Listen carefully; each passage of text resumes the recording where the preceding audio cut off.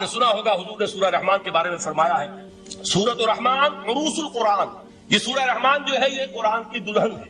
جیسے دلہن کو آپ خوشنما لباس پہناتے ہیں، آراستہ پیراستہ اس کو گہنے اور اس کو زیور پہناتے ہیں، تو جس طریقے سے سجاتے ہیں آپ دلہن کو، اللہ تعالیٰ نے ایک سورت قرآن مجید میں ایسی رکھی ہے سورہ رحمان کی، اسے خوب سجایا ہے۔ اس میں الفاظ کا در و بست، اس کا اپنا ایک ڈیوائن میوزک ہے۔ وہ تو اللہ تعالیٰ قراء جو ہے خاص طور پر مصر کے قراء، اللہ تعالیٰ ان پر رحمت نازل فرمائے، ان کی خطاؤں سے درگزر کرے۔ جس طرح قرآن کے انٹرنسک میوزک کو انہوں نے واضح کیا ہے، واقعہ یہ ہے کہ اگر یہ لوگ نہ ہوتے، شیخ عبد الباسط محمد عبد الصمد، شیخ محمود خلیل الحسنی، یہ لوگ کہ جنہوں نے قرآن کے اس غنا میوزک، یہ لفظ جو ہے آپ حیران نہ ہو کہ میں یہ کچھ توہین کر رہا ہوں قرآن کی، حضور نے یہ لفظ استعمال کیا ہے، تغنو، اس قرآن کو اچھی سے اچھی خوشلہانی کے ساتھ پڑھو، من لم یتغن بالقرآن فلیس منا، جو قرآن کو بہتر سے بہتر انداز میں، اچھی سے اچھی آواز میں، خوشلہانی کے ساتھ پڑھنے کی کوشش نہیں کرتا، وہ ہم میں سے نہیں۔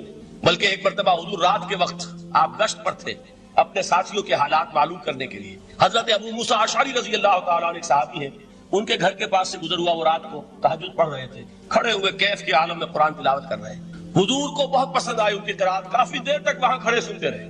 اب انہیں کیا پتا کون سن رہا ہے، بالکل اسی طرح سمجھ لیجئے ایک بات یاد آئی ہے، حضور فرماتے ہیں کہ جس طرح کان لگا کر اللہ قرآن کو سنتا ہے کسی چیز کو نہیں سنتا، ہمیں نظر نہیں آتا، ہمیں معلوم نہیں، ہم قرآن پڑھ رہے ہیں تو سننے والا کون ہے؟ سب سے زیادہ کان لگا کر خود اللہ۔ یہاں اس لیے مجھے یاد آیا کہ ابو موسیٰ اشعری کو کیا پتا تھا کہ کون سن رہا ہے، وہ اپنی کیفیت میں نماز میں تہجد میں قرآن کی تلاوت کر رہے تھے، اور ظاہر بات ہے ان کے گھر ایکڑوں میں بنے ہوئے نہیں تھے، ایک ایک کمرہ، ایک ایک کوئی حجرہ، ایسے تو گھر تھے نا صحابہ کے، لہذا حضور پاس سے گزرے، آواز آئی، کافی دیر سنتے رہے۔ اس کے بعد آپ تشریف لے گئے، صبح فجر میں ملاقات ہوئی تو حضور نے تحسین کے انداز میں فرمایا، یا ابا موسیٰ انک قد اوتیت مزمارا من مزامیر آل داؤد، اے ابو موسیٰ تمہیں تو آل داؤد کے سازوں میں سے ایک ساز اللہ نے عطا فرما دیا۔ جس طرح حضرت داؤد لہن داؤدی مشہور ہے کہ جب وہ پچھلے پہر رات کو حمد کے ترانے الاپتے تھے، قرآن میں ہے کہ پرندے شامل ہو جاتے تھے ساتھ، اور پہاڑ وجد میں آتے تھے، پہاڑ بھی ان کے ساتھ شریک ہوتے تھے، تو جس طرح کا اللہ نے ان کو لہن عطا فرمایا تھا، حضور نے تحسین کے انداز میں فرمایا ہے ابو موسیٰ اشعری اللہ نے تمہیں بھی آل داؤد کے سازوں میں سے ایک ساز عطا فرمایا ہے۔ بہرحال قرآن مجید کا جو یہ میوزک ہے، قرآن کے الفاظ کا جو حسن ہے، جہاں تک حسن معنوی ہے وہ تو ہر لفظ میں ہے، لیکن یہ حسن ظاہری، حسن صوتی، حسن لفظی، یہ اپنے کلائمیکس پر آپ کو نظر آئے گا سورہ رحمان۔ لیکن قرآن میں یہ سورت اس اعتبار سے بھی ممتاز ہے، اس کی 4 آیات پر ذرا توجہ کریں گے، عجیب حقائق سامنے آئے گا، جہاں یہ قرآن مجید کے حسن صوت اور حسن لفظی کی معراج ہے، وہیں اس کی پہلی 4 آیات میں 4 چوٹی کی چیزوں کا ذکر ہے، سب سے اونچی چیز۔ پہلی آیت کیا ہے؟ الرحمن، ایک آیت ہو گئی۔ رحمان کیا ہے؟ اللہ کا نام ہے۔ کبھی آپ نے غور کیا اللہ کے ناموں میں سب سے پیارا نام کون سا ہوگا؟ رحمان۔ کیوں؟ اس کا مادہ کیا ہے؟ رحمت۔ ہمیں سب سے بڑھ کر جس چیز کی ضرورت ہے وہ کیا ہے؟ رحمت خداوندی۔ نام اچھی طرح سن لیجئے اس حضور کے قول کو، حضور فرماتے ہیں کوئی شخص جنت میں مجرد اپنے عمل کی بنیاد پر داخل نہیں ہو سکے گا جب تک کہ رحمت خداوندی دستگیری نہ کرے۔ کسی صحابی نے بڑی ہمت اور جرأت کا ثبوت دیا کہ پوچھ لیا، کیا حضور آپ بھی؟ جب آپ نے فرمایا کوئی شخص داخل نہیں ہو سکتا جنت میں محض اپنے عمل کی بنیاد پر جب تک کہ رحمت خداوندی جو ہے وہ دستگیری نہ فرمائے۔ پوچھا گیا کیا آپ بھی؟ آپ نے فرمایا ہاں میں بھی۔ آپ انداز کیجئے کہ اگر محمد الرسول اللہ بھی رحمت خداوندی کے ضرورت مند ہوں تو تاب دیگراں چہ رسد، ہماری تو سب سے بڑی ضرورت رحمت خداوندی۔ اب یہ رحمت جو ہے قرآن مجید میں اللہ تعالیٰ کی یہ شان 2 الفاظ کے ذریعے سے آتی ہے، رحیم اور رحمان، اور کوئی مادہ نہیں ہے جس سے 2 نام بنتے ہوں اللہ، لیکن یہ مادہ ہے واحد رحمت کا کہ جس سے رحمان بھی ہے رحیم بھی ہے۔ رحیم صفت مشبہ ہے، رحمت دائم ہو جائے گی، مستقل ہوگی تو رحیم کہیں گے، اور رحمان اس میں رحمت کی ہے وہ شان ہے کہ جیسے ٹھاٹھے مارتا ہوا سمندر ہو، ہیجان کی کیفیت، طوفانی کیفیت، رحمت خداوندی کا طوفانی جوش، وہ ہے رحمان۔ آپ تو رہتے اس علاقے میں ہیں، آپ کو معلوم ہے عرب اگر بھوکا مرا جا رہا ہو تو کیا کہے گا؟ انا جوعان۔ پیاسا مرا جا رہا ہو انا عطشان۔ بہت غضبناک ہوگا غضبان، غضبان آصفہ قرآن میں آیا، بہت غضبناک۔ رحمان جس کی رحمت جو ہے جوش میں ہے، ٹھاٹھے مارتے ہوئے سمندر کے معنی، تو یہ اللہ تعالیٰ کے ناموں میں سب سے پیارا نام۔ اب آگے چلیے، الرحمن علم القرآن، رحمان نے قرآن سکھایا۔ رحمت خداوندی کا سب سے بڑا مظہر، رحمان کی رحمانیت کا سب سے بڑا مظہر قرآن ہے۔ ان میں جو منطقی ربط ہے اس کو سمجھتے جائیے۔ اچھا آپ یہ سوچئے، جو علم بھی انسان کو حاصل ہوا وہ کس نے دیا؟ اللہ نے۔ سائنس کا علم کس نے دیا؟ اللہ نے۔ علم آدم الاسماء کلہا، وہ علم الاسماء جو حضرت آدم کو دے دیا گیا تھا ازل میں، یہ اسی کا ظہور ہے، یہ اسی کی ایکسفولیشن ہے جو ہو رہی ہے اور ہوتی رہے گی ابھی۔ اور دوسرے علم ہے وہ کس نے دیا؟ اللہ نے۔ لا یحیطون بشیء من علمہ الا بما شاء، مخلوق میں سے کوئی اللہ کے علم میں سے کسی شے کا احاطہ نہیں کر سکتا مگر وہ جتنا اللہ دینا چاہے۔ لیکن یہ کہ تمام علوم میں چوٹی کا علم قرآن، نوٹ کرتے جائیے، چوٹی کی چیزیں جمع کی۔ اللہ کے ناموں میں چوٹی کا نام رحمان، اللہ نے جو کچھ انسان کو سکھایا اس میں چوٹی کا علم قرآن۔ خلق الانسان، انسان کو پیدا فرمایا۔ سوال یہ کہ حیوانات کو کس نے پیدا فرمایا؟ آسمان کس نے پیدا کی؟ زمین کس نے پیدا کی؟ فرشتے کس نے پیدا کی؟ کیا مطلب خلق الانسان؟ اس کی تمام مخلوقات میں اس کا کلائمیکس، اس کی تخلیق کی معراج، اس کے تخلیق کا نقطہ عروج انسان ہے۔ یہ ہے کہ جو مسجود ملائک بنا ہے۔ وَلَقَدْ كَرَّمْنَا بَنِي آدَمَ وَحَمَلْنَاهُمْ فِي الْبَرِّ وَالْبَحْرِ وَرَزَقْنَاهُمْ مِنَ الطَّيِّبَاتِ وَفَضَّلْنَاهُمْ عَلَىٰ كَثِيرٍ مِّمَّنْ خَلَقْنَا تَفْضِيلًا۔ تو تخلیق میں سب سے اونچی تخلیق انسان، علموں میں سب سے اونچا علم قرآن کا، اللہ کے ناموں میں سب سے اونچا نام رحمان۔ تقاضے پورے کرو۔ تقاضے کیا ہے؟ ایمان ہے تو عمل درست ہونا چاہیے، ایمان ہے تو جہاد ہونا چاہیے، ایمان ہے تو جان و مال کھپانی چاہیے۔ تو جو ایمان دوسرے لوگ جس طرح لائے ہیں، حمزہ بھی تو ایمان لائے ہیں، آخر ان کا راستہ تمہیں نظر نہیں آ رہا؟ ابو بکر ایمان لائے ہیں، ان کی طرح ایمان لاؤ۔ تو انہوں نے کیا کہا؟ انؤمن کما آمن السفہاء، کیا ہم اس طرح ایمان لائے جیسے یہ بے وقوف لائے؟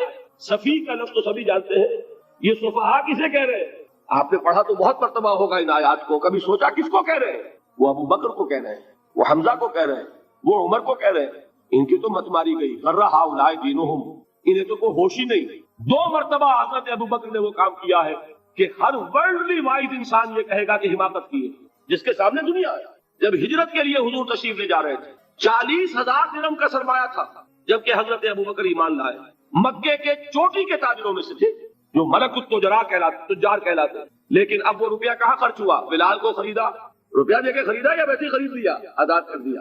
ابو فقی کو خریدا، آزاد کر دیا۔ 6 ہیں غلام اور کنیزیں محمد رسول اللہ پر ایمان لانے والے، جن کو ابو بکر نے اپنے پیسے سے خریدا اور آزاد کیا۔ یہ روپیہ تو پگھل رہا ہے نا، جو تھوڑی بہت پونجی رہ گئی ہے۔ تو جب حضرت حضور ہجرت کے لیے تشریف لے جا رہے ہیں، وہ ساری پونجی اپنے ساتھ لے گئے، گھر والوں کو چھوڑ کر گئے۔ بوڑھا باپ، اندھا ابو قحافہ، بعد میں وہ بھی ایمان لے آئے۔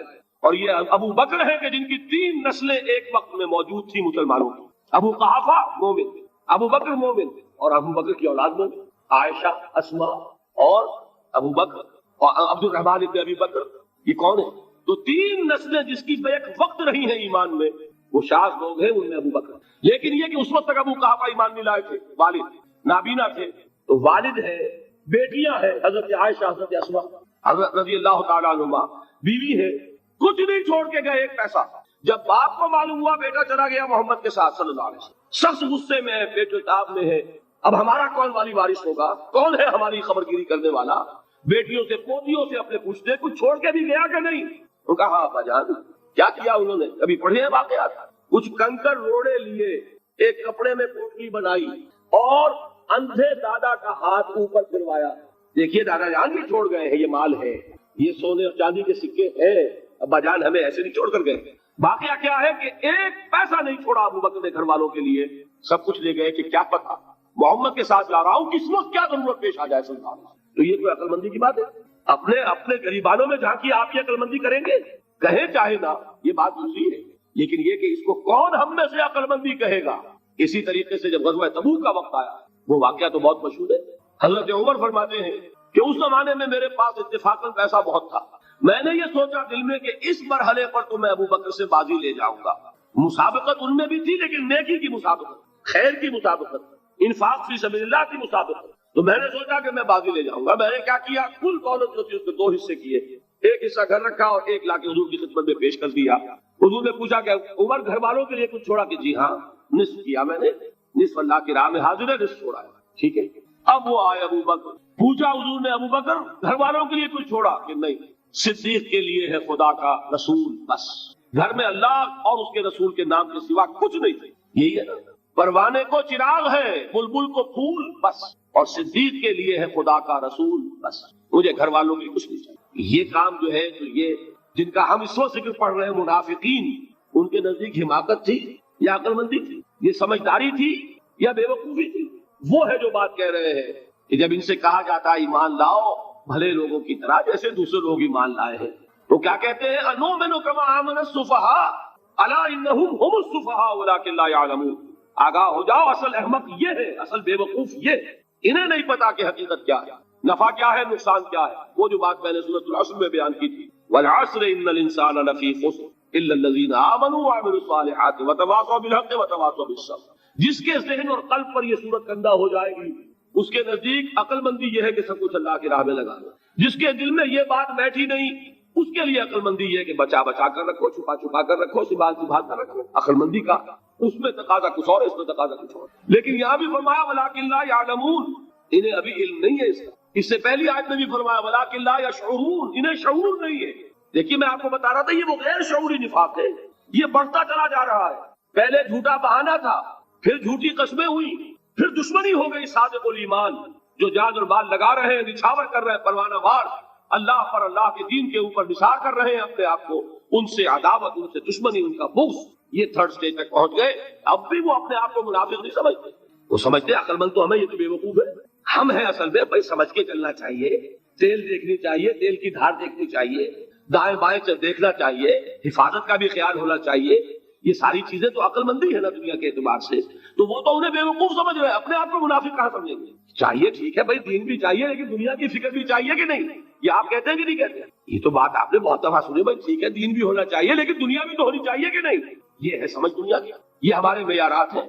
یہی وجہ ہے کہ دین ذلیل سے ذلیل تر ہو رہا ہے۔ دین وہ جو میں نے حال ہی کے اشعار سنائے تھے کہ پستی کا کوئی حد سے گزر نہ دیکھے، اسلام کا گر کر نہ ابھر نہ دیکھے، مانے نہ کبھی کہ مد ہے ہر جذر کے بعد دریا کا ہمارے جو اتر نہ دے۔ یہ دریا چڑھا کب تھا؟ جب صحابہ کرام نے وہ فینیٹسزم جس کو آج ہم کہیں گے، اس کا جب مظاہرہ کیا، اس کا ثبوت دیا، دامے دل میں سخنے، جان مال تن دھن سب لگا دیا، تو اللہ کے دین میں بہار آ گئی، رونق آ گئی، دین کا غلبہ ہو گیا۔